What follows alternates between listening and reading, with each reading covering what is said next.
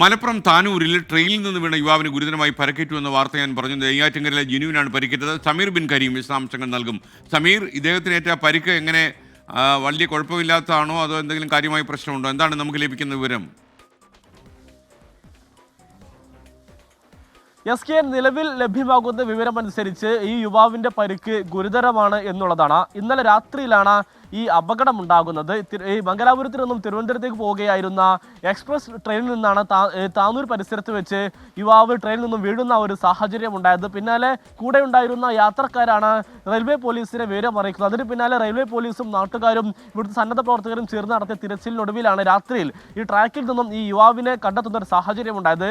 അതിന് പിന്നാലെ ഈ യുവാവിനെ ആദ്യം താനൂരിലുള്ള ആശുപത്രിയിലും പിന്നീട് കോഴിക്കോട് മെഡിക്കൽ കോളേജ് ആശുപത്രിയിലും പ്രവേശിപ്പിക്കുകയായിരുന്നു. ഈ പരിക്ക് ഗുരുതരമായതിനാലാണ് മെഡിക്കൽ കോളേജ് ആശുപത്രിയിൽ പ്രവേശിപ്പിച്ചത് എന്നുള്ളതാണ് നിലവിൽ നമുക്ക് ലഭ്യമാകുന്ന വിവരം. നെയ്യാറ്റിൻകര സ്വദേശി ജിനു എന്ന് പറയുന്ന 29-കാരനാണ് നിലവിൽ പരിക്കേറ്റിരിക്കുന്നത്. SK.